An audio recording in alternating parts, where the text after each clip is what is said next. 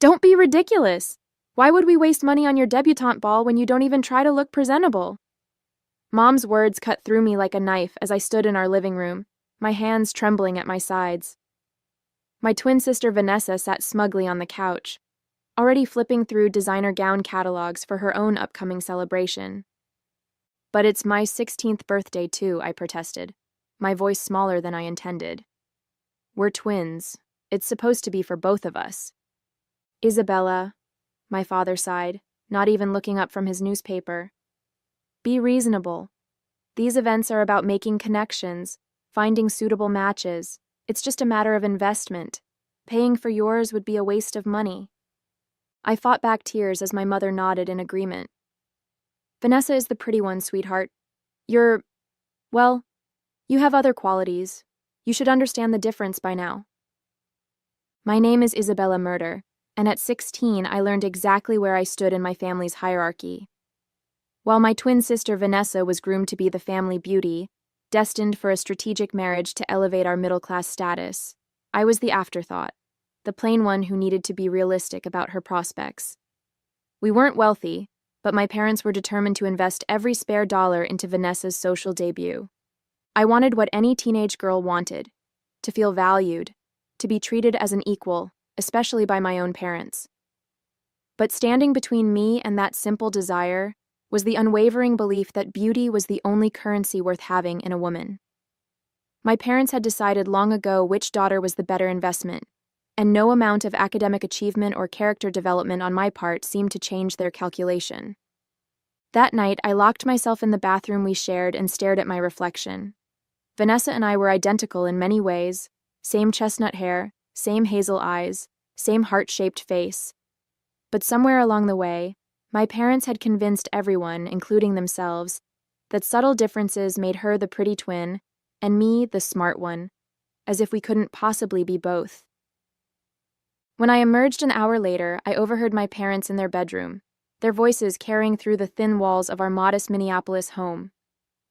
We should start looking at college options for Isabella, my father was saying. Something practical, affordable. Agreed, my mother replied. We'll need to save everything else for Vanessa's wedding fund. With the right introduction at her debut, who knows? She might not even need college. I pressed my back against the wall, a chill running through me. This wasn't just about a birthday party. They were plotting our entire futures along the same divided lines, and the gap between our paths was far wider than I had realized. The disparity in how my parents treated Vanessa and me wasn't new, though it had become more pronounced as we approached adulthood. Looking back, the signs were always there. Vanessa received new clothes while I got hand-me-downs. She took dance lessons while I was told the library was free. Her academic mediocrity was excused while my achievements were expected. I coped by throwing myself into my studies. If I couldn't be the pretty one, I'd be exceptional in other ways. By 16, I had already mapped out my path. Top of my class, scholarship to a prestigious university, then law school. When Vanessa was shopping for prom dresses, I was researching internships. When she was perfecting her makeup techniques, I was mastering debate strategies. Our parents saw my academic focus as appropriate for someone with my limitations, never realizing it was born from necessity, rather than natural inclination. They didn't see how I stayed awake until midnight studying, how I saved my lunch money to buy used textbooks, or how I volunteered at the local courthouse to build my resume. You're so lucky you don't have to worry about your appearance, Vanessa said once, as if she were complimenting me. Mom and Dad expect me to look perfect all the time. You get to just be yourself. Her words revealed how completely she had bought into their narrative. In her mind, our parents' favoritism was a burden to her, not a privilege. She didn't understand that their investment in her appearance came at the cost of investing in her character or intellect. Despite everything, I didn't resent Vanessa. Not really. She was a product of our parents' making, just as I was. On rare occasions, when our parents weren't around, we shared moments of genuine sisterhood. She would confess her insecurities, and I would admit my envy of the attention she received. These brief connections made me believe that beneath the competition our parents fostered, we might still have a chance at a real relationship. My Aunt Catherine was the only adult who seemed to see through the family dynamic. During a rare visit when I was 15, she pulled me aside after witnessing a particularly cutting remark from my mother about my appearance. "Your parents think they're setting you both up for success, but they're making a terrible mistake," she whispered. "Beauty fades, Isabella. Intelligence, determination, empathy, these are investments that appreciate over time." Her words had sustained me through the hardest days, but as the preparations for Vanessa's debutante ball consumed our household, even Aunt Catherine's wisdom felt like cold comfort. Still, I clung to it, hoping that somewhere down the line my parents would realize what they had done to both of us. The night of Vanessa's debutante ball arrived in a flurry of tulle and perfume. My parents had spared no expense. The venue was the Grand Hotel Ballroom. The guest list included the city's most influential families, and Vanessa's dress alone cost more than my entire college application fees combined. "Isabella, make yourself useful and help your sister with her hair," my mother called, barely glancing at me as she fussed with Vanessa's makeup. I dutifully took the curling iron, meeting my sister's eyes in the mirror. For a moment, I thought I saw a flicker of discomfort there, but it vanished as quickly as it had appeared. "You'll come to the ball, right?" Vanessa asked, her voice unusually soft. Before I could answer, my mother cut in. "Isabella will be helping the catering staff. We need someone to keep an eye on things, and it's good experience for her. Real-world skills." My hands froze mid-curl. "What? I thought I was attending as a guest." Mom's laugh was light and dismissive. "Don't be silly. These events are expensive enough with one daughter participating. Besides, the Hendersons' son will be there. He's Yale-bound, perfect for networking for your college applications." The realization hit me like a physical blow. I wasn't just being denied my own celebration. I was being relegated to the role of servant at my twins'. I had accepted not having my own debutante ball, had made peace with wearing a simple dress from the department store rather than a custom gown, had even rehearsed a toast celebrating my sister. But this was humiliation designed to reinforce the hierarchy. "I'm not going to work as a server at my own sister's party," I said, setting down the curling iron. "Don't make a scene," my father warned, appearing in the doorway. "We've already told the catering manager you'll be there. They've adjusted their staffing accordingly." "You did this without even asking me?" "It's not like you had other plans," my mother replied, "and the experience will look good on your resume." I looked to Vanessa for support, but she averted her eyes, suddenly fascinated by her manicure. Her silence was the final betrayal. I left without another word, retreating to my bedroom where I sat on the edge of my bed, trembling with a mixture of anger and hurt. Through the wall, I could hear the continued preparations, the excited chatter, the compliments, the last-minute adjustments. Later that evening, dressed in the black pants and white shirt my parents had laid out for me, I stood in the kitchen of the Grand Hotel, watching through the service door as my sister made her entrance down the grand staircase. The gathered crowd applauded, my parents beamed with pride, and photographs flashed. "Family of the debutante?" asked one of the actual catering staff, noticing my fixed stare. "No," I replied, something hardening inside me. "Just the help." That night, as I carried trays of champagne past guests who didn't recognize me as the honoree's twin, I made a silent vow. I would never again allow my parents to define my worth.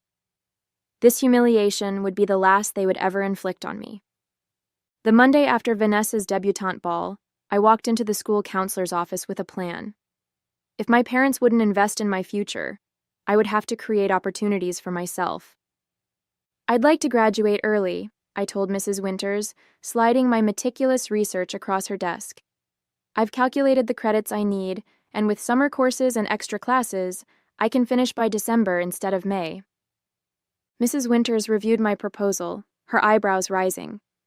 "This is quite ambitious, Isabella. May I ask why?" "The sooner I graduate, the sooner I can start college and become self-sufficient," I replied, the humiliation of the ball still raw. "I've researched scholarship opportunities and early admission programs. I just need your help making it happen." To my relief, Mrs. Winters became my advocate. Within weeks, I was enrolled in additional courses and weekend programs. My days started at dawn and ended long after sunset, but each completed assignment felt like a step toward freedom. My parents, predictably, were less than supportive. "This is unnecessary," my father argued when I explained my new schedule. "You're pushing yourself too hard. No one expects you to compete with your sister's social success." "I'm not competing with Vanessa," I replied evenly. "I'm securing my future." "What future?" "You're 16, my mother scoffed. "Your father and I have already discussed your college options. There's a nice state school that would be perfectly adequate for someone with your practical outlook." "I'm applying to top-tier universities," I stated firmly, "and I'm going to get in." My mother exchanged a look with my father, a mixture of amusement and pity. "With what money, Isabella? Those schools cost a fortune, and we've been clear about our financial priorities." "I'll get scholarships," I said, refusing to back down. "I've already been in contact with several programs." "And if you don't?" my father challenged. "We've allocated our savings for Vanessa's future. You've always been the practical one. Be practical now." Their united front was infuriating, but not surprising. What I hadn't expected was Vanessa's reaction when she found me researching application fees late one night. "They'll never let you do it, you know," she said, leaning against my doorframe. "They have everything planned out already. You're supposed to go to community college, then transfer somewhere cheap and respectable. Nothing flashy." I looked up from my laptop. "Is that what they've told you?" "Among other things," she shrugged.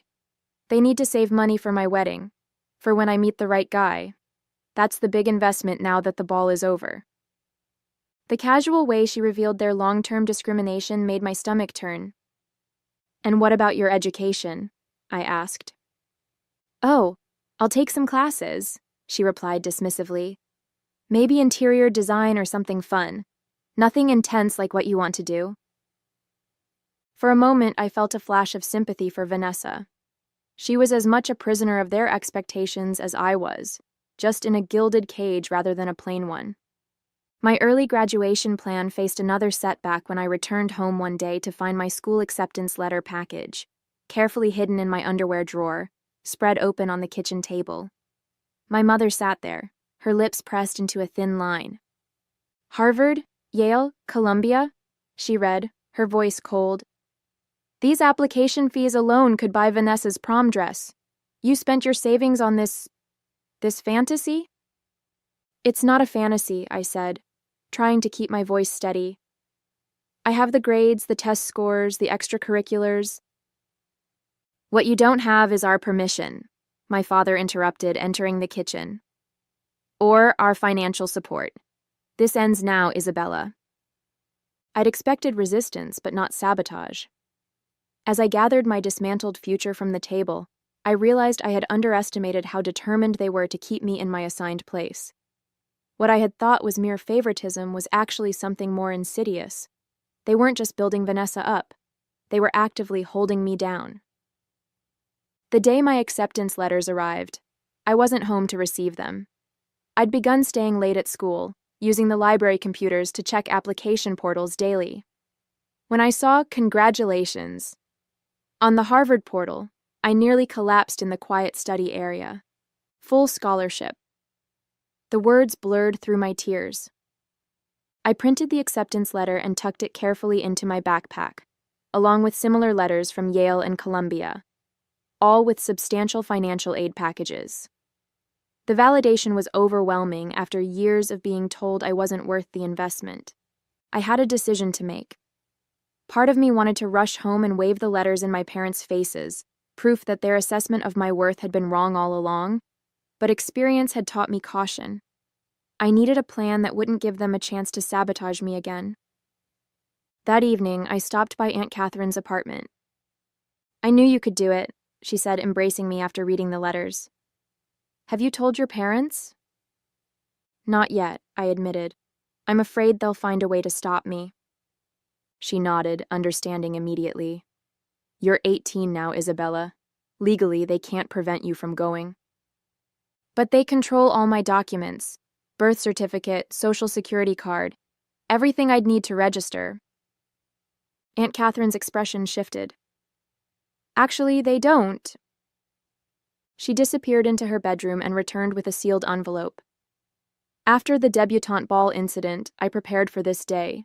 I've spent the last 2 years obtaining duplicates of all your essential documents. I stared at her, stunned. How did you... I'm still your legal guardian on paper, she explained. Your parents named me as backup when you girls were born, and they never changed it. I didn't tell you because I didn't want to give you false hope, but I've also been saving for you. She handed me a bank statement showing an account in my name with nearly $25,000. It's not enough for full tuition, but with your scholarships... It's more than enough, I whispered, my hands trembling. Aunt Catherine, I don't know how to thank you. Just excel, she said simply. That's all the thanks I need.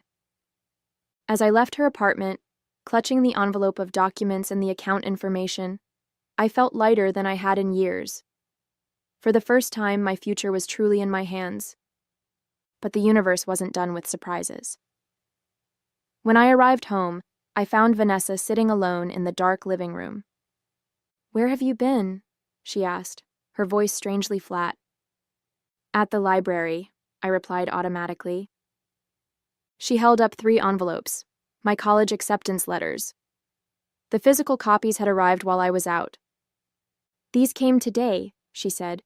I intercepted them before Mom and Dad got home. My heart sank. Vanessa, please. Harvard, Yale, Columbia, she read, her voice breaking slightly. All with scholarships, full ride at Harvard.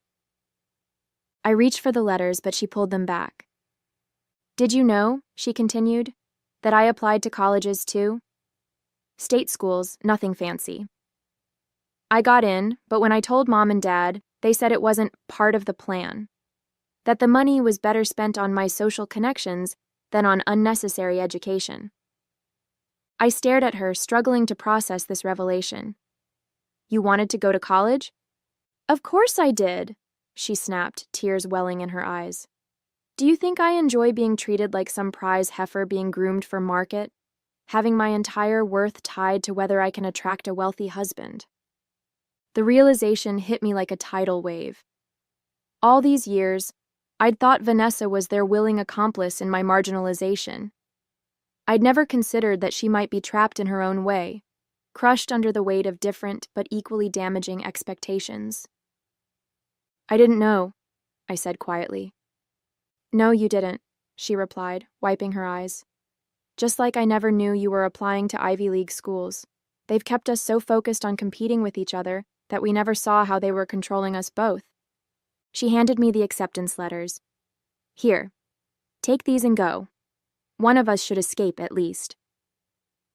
2 months later, with graduation behind me and summer fading into autumn, I was preparing to leave for Harvard.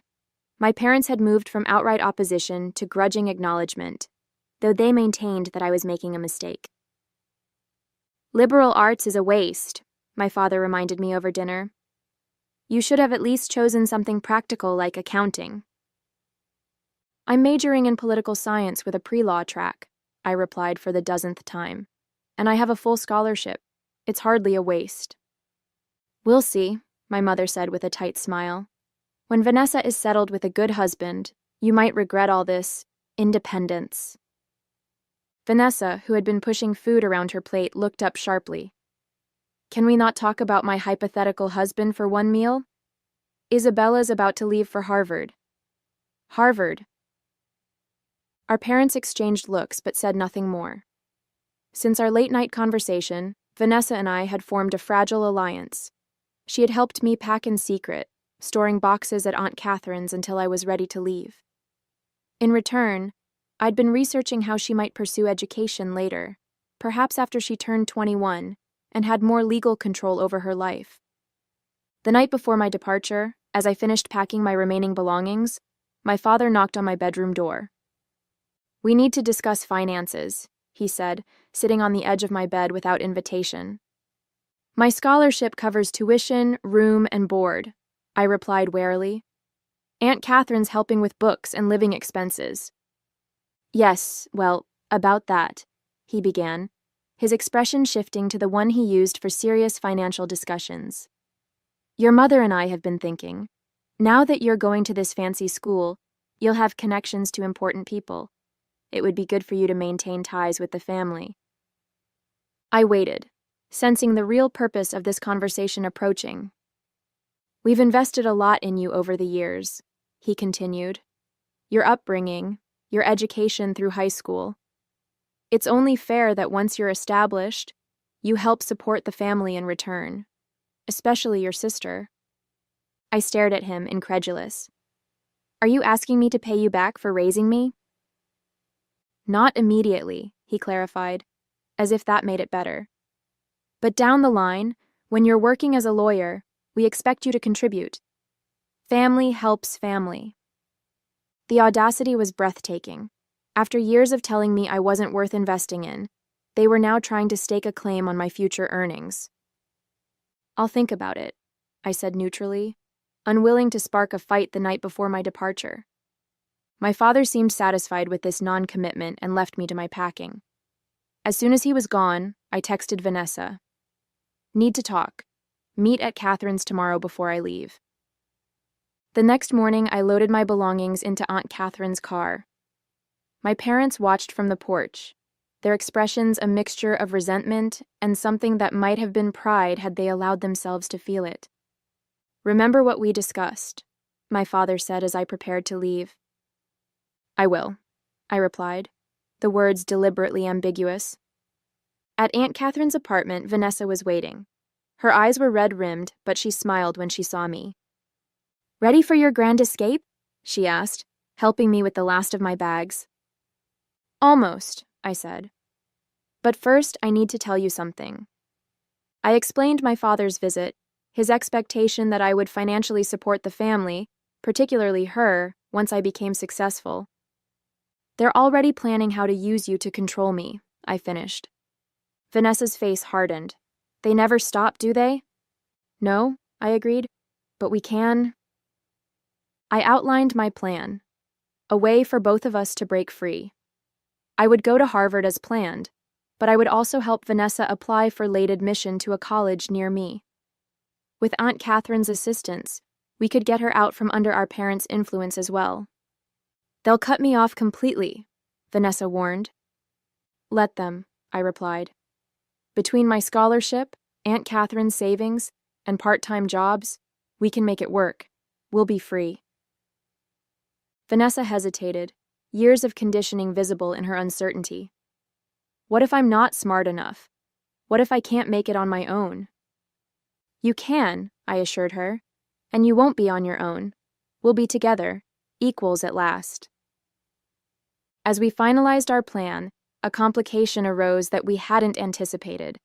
My phone buzzed with a text from my mother. Your father and I are coming to Boston with you. We've booked a hotel for the week.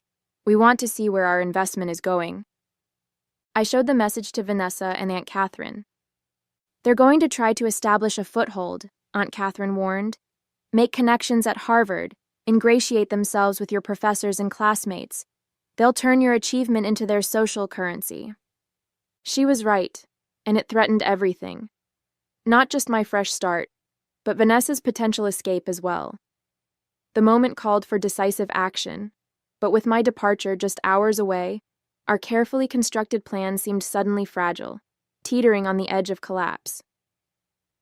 10 years passed in a blur of achievement and growth. I graduated from Harvard with honors, completed law school at Columbia, and secured a position at Preston and Associates, one of Minneapolis's most prestigious law firms. At 36, I had made partner, the youngest in the firm's history. Vanessa's path had been rockier. Despite our plans, she had ultimately stayed behind, swayed by our parents' emotional manipulation and promises that they would support her educational aspirations when the time was right. That time never came. Instead, she entered a series of relationships with men our parents deemed promising, each ending in disappointment. Now she was a single mother of 2 children from different fathers, living in our parents' basement. her potential buried under the weight of their expectations. We had maintained sporadic contact over the years, mainly regarding the children, James, 7, and Evelyn, 4, whom I adored despite the distance our parents had fostered between us. From Vanessa's increasingly desperate messages, I knew things at home had deteriorated. Our father had taken early retirement due to health issues, and their financial situation was precarious. I wasn't surprised when my assistant announced unexpected visitors one Tuesday afternoon. Mr. and Mrs. Murder are here to see you. They don't have an appointment, but they insist it's urgent. I took a deep breath, straightened my designer suit, and nodded. Send them in. They entered my corner office with the tentative steps of people in unfamiliar territory. My mother's carefully applied makeup couldn't hide the stress lines around her eyes. My father, once imposing, now leaned heavily on a cane, his confidence diminished with his health. Isabella, my mother began, attempting warmth. You look successful. I am, I confirmed, not offering them seats. What brings you here after all this time? My father cleared his throat. We need your help. The medical bills, the mortgage. We're facing bankruptcy. Vanessa can't work with the children, and we thought, given your position now. I studied them for a long moment, memories of their countless rejections, from the debutante ball to their dismissal of my academic achievements, flooding back with crystal clarity. I don't think so, I replied calmly. You know, it's just a matter of investment. It would be a waste of money. The color drained from my mother's face as her own words returned to haunt her. My father's hands trembled on his cane. That was different, he protested weakly. We were trying to be realistic about your prospects. And I'm being realistic about yours, I replied. You made it clear that family is about investment, not unconditional support. By your own metric, you're a poor investment now. But Vanessa and the children, my mother pleaded. Surely you don't want them to suffer. I moved to the window, looking out at the Minneapolis skyline. That's interesting. You never worried about my suffering. A heavy silence filled the office. 20 years of disparate treatment hung between us, undeniable in its impact. I turned back to face them. While you were spending thousands on Vanessa's gowns and cosmetic procedures, I was investing in my education. While you were parading her before potential husbands, I was building a career. The difference is that my investments yielded returns, and yours didn't. My father's shoulders slumped. We made mistakes, he admitted. But we're still your parents. Biology doesn't entitle you to the fruits of my labor, I said evenly. Especially when you actively tried to prevent me from achieving success. I walked to my desk and pressed the intercom. Patricia, please bring in the documents I prepared earlier. My assistant entered with a folder, which I took and opened deliberately. I won't be giving you money directly, I announced. Instead, I've established educational trust funds for James and Evelyn. I've also arranged for Vanessa to receive vocational training if she chooses. The children will have security and Vanessa will have opportunity. The one thing you never truly gave either of us. I handed them the documents. True parenting means developing a child's character and abilities, not just exploiting their appearance or achievements for your benefit. You failed us both, just in different ways. As they left my office, visibly shaken, I felt no triumph, only the quiet satisfaction of having finally broken the cycle. Through the window, I watched them shuffle to their modest car, their dreams of financial rescue shattered. Later that evening, I called Vanessa. They came to see you, didn't they? She asked immediately. Yes, I confirmed. I didn't give them what they wanted, but I've made arrangements for you and the children. Real opportunities, not empty promises. There was a long pause before she replied, her voice thick with emotion. Thank you for not forgetting about us. About me. Never, I promised. We were both their daughters, even if they couldn't see our equal worth. As we talked into the night, rebuilding the bridge between us, I understood that the real investment had been the one I made in myself, Not just financially, but in preserving my integrity and compassion despite everything. That was a return no balance sheet could ever quantify.